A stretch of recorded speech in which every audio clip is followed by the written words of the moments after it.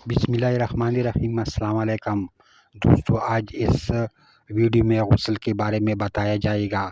शादीशुदा और कुंवारी लड़कियों के गुस्ल का इस्लामी तरीका। गुस्ल दो तरह के होता है कि एक वो है जो हम रोज़मर्रा के रूटीन में गुस्ल करते हैं, एक वो गुस्ल होता है कि जो नापाकी दूर करने के लिए और पाकी हासिल करने के लिए जो गुस्ल करते हैं, कभी जनाबत की वजह, कभी हैज़ की वजह से और कभी निपास की वजह से। नापाकी दूर करना और पाकी हासिल करने वाला जो गुस्ल है, उसका एक तरीका जो आप सल्लल्लाहु अलैहि वसल्लम ने फरमाया वह ये है कि पहले वज़ू किया जाए। अगर कच्ची जगह नहीं तो पैर भी साथ धो लीजिए। पूरा वज़ू उसी तरह किया जाएगा।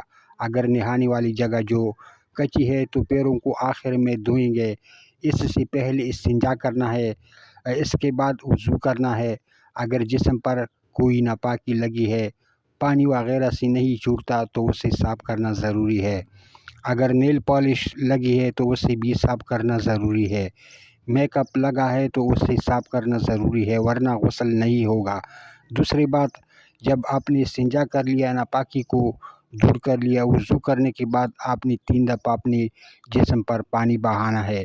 कोई अज़ू खुश्क ना रही, 3 बार कुल्ली करनी है।